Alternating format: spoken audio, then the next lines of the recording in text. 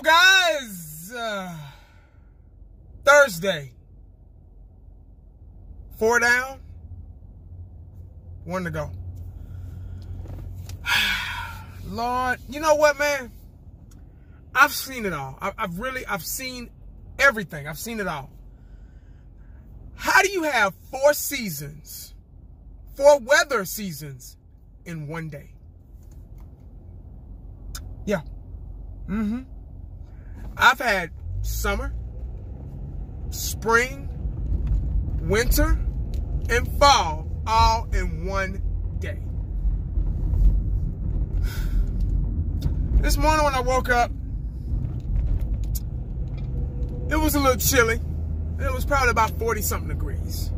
Compared to the 20 and 30 degree days we've been having, that's nothing. Yesterday it was like 63. Sun was out, beautiful day, mild. Then today, woke up, it's 40-something degrees. Then the temperature drops a little bit. I kid you not, ice falling out of the sky. So you had winter. That's winter right there. Ice, snow, little pellets were falling out of the sky. And then, about an hour later, it stopped. Then it started raining. Temperature kind of went up a little bit. It got humid. That's fall right there. So you got winter and fall, right? Then about 30, 45 minutes later, the sun was kind of breaking through the clouds. And the temperature went up. I had to take off my jacket. I was like, damn, I'm getting kind of, I'm working. I'm like, damn, I'm getting kind of warm out here. Sun came out. That's like spring and summer together. So you had all 4 seasons in one day, within a couple of hours. That's how you know we living in our last days, dog. Like, for real. How do you have 4 seasons in one day? I don't get it. Well, anyway, guys, this topic has been talked about ever since, ever since we lost, when our season was classified as over and we lost to the Rams. I never really physically got to talk about it. I just been kind of listening to other people and, the talking heads, the suits, the geniuses on ESPN and Fox and all that stuff that they know everything. They're never wrong. So it's time I run my mouth about it. Now, I'm going to do something, guys, y'all might not agree with. Yeah. I might probably lose my channel for this. But I agreed with somebody today. I agreed with a Cowboy hater today. Yeah, I did. I can't believe it myself, but I did. Yeah. Now, I talk shit about Shannon Sharpe. Shannon Sharpe is the worst Cowboy hater out there. Nobody can say, Skip. He love it when we lose. He love it. I mean, absolutely love it. He's the greatest Cowboy hater of all time, the GOAT. Now, I'm not talking about Shannon. This guy is even worse than Shannon. You know you're bad when you're worse than Shannon. I watched his show today. I know I shouldn't have, but I couldn't help it. I watched his show today, and I actually agreed with him. Can't believe it. I agreed with this guy, and I can't stand him. I would drive past him on a dirt road if he had a flat tire. Like, seriously, I just...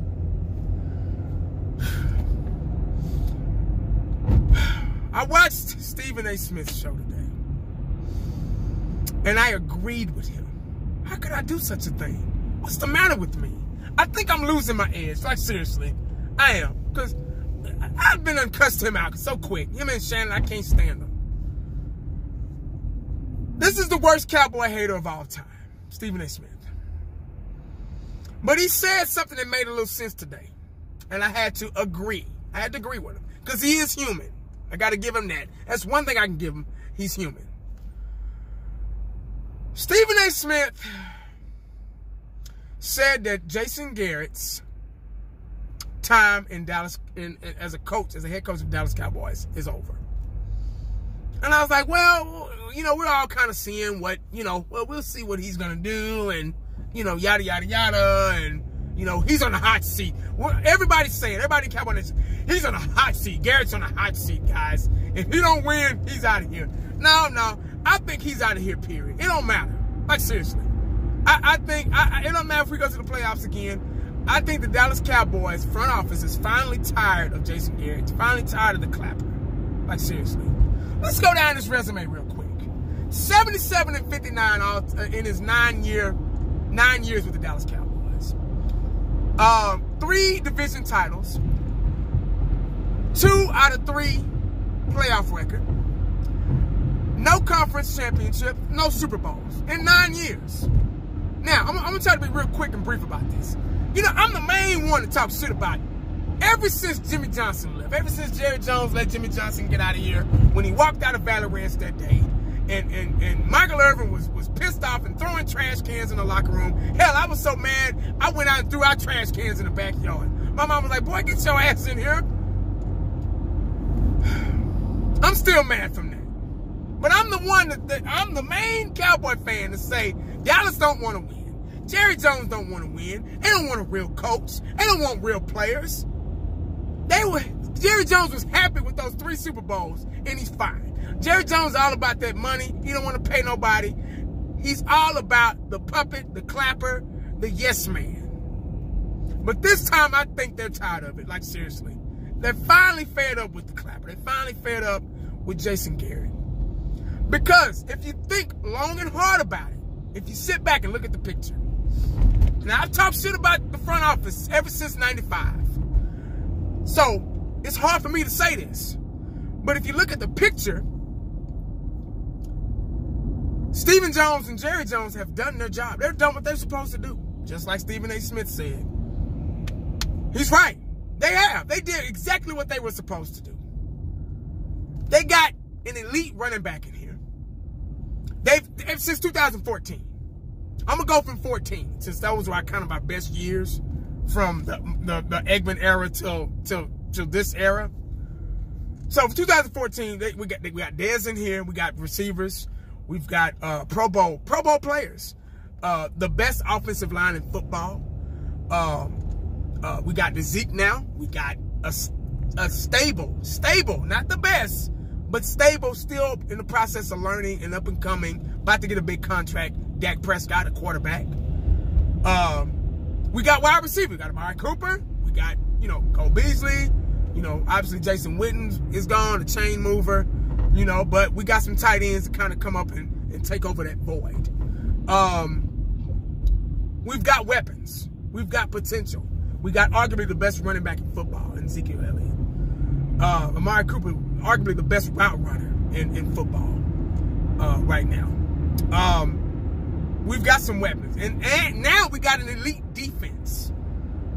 And also we've got one of the best defensive minds coach to come in to take over our young secondary. Now overall defense period.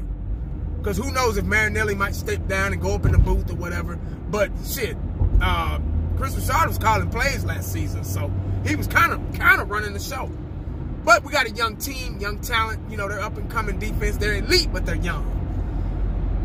We got all this stuff going around us, and no Super Bowl, no conference finals, conference championship game, nothing to show for it.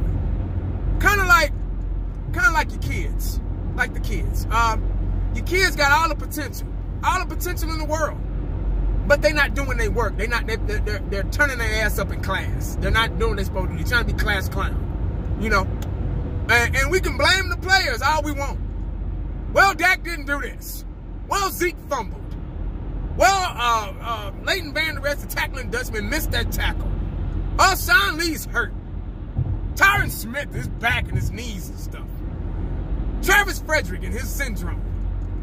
You know, the list goes on. You can blame the players all you want. They're not executing when they're supposed to. But every now and then, them players keep. If it becomes the norm, then you got to start looking at them parents. If the kid is acting if the kid's a straight A student, but they just keep acting bad all the time in school, they just can't get right, that means that the parents, you gotta start looking at those parents. You gotta start looking at those coaches. Something's not right. Something's not right. We've been dealing with this too long with this fool, and that's probably why they didn't renew his contract. Well, they're not going to renew his contract after this calendar season. This is why they didn't renew him. This is why they trying to see how it's going to earn out. But I don't even think it's going to matter, because this is it for him. Like, seriously, there is no turning back. Garrett is not coming back next year. That's just how I feel. That's just what I think. Y'all let me know what y'all think, man. I just felt like talking about it. I know it's probably already been discussed. People made videos about it. But I've never really just dug into it and thought about it at that magnitude. You get what I'm saying? So, I just don't think it matters. He's been given all these chances, and he's had 9 years to do it, so. And we've had a lot of great players come through those doors, within those 9 years. So, you got to be able to do it, man. And I think they just tired of seeing other people win Super Bowls and being in the Super Bowl, and not us. We haven't even been close, The closest we got was a divisional round, and then we always, fouled in. But that's all I got, man. Hey, y'all let me know what y'all think about the situation. I think he's out of here. I'm pretty sure y'all probably think he is too. I also think it's time for a change too. It's been almost a decade, almost 9 years, going on 10 years, man. And this is what we've been getting. These are the results we're getting.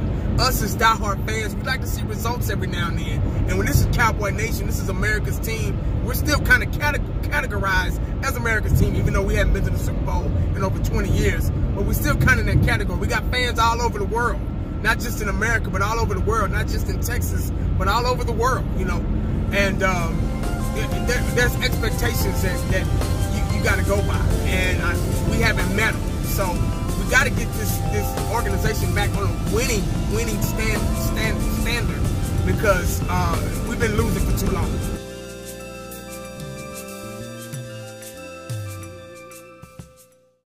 And the only thing else I got to say is,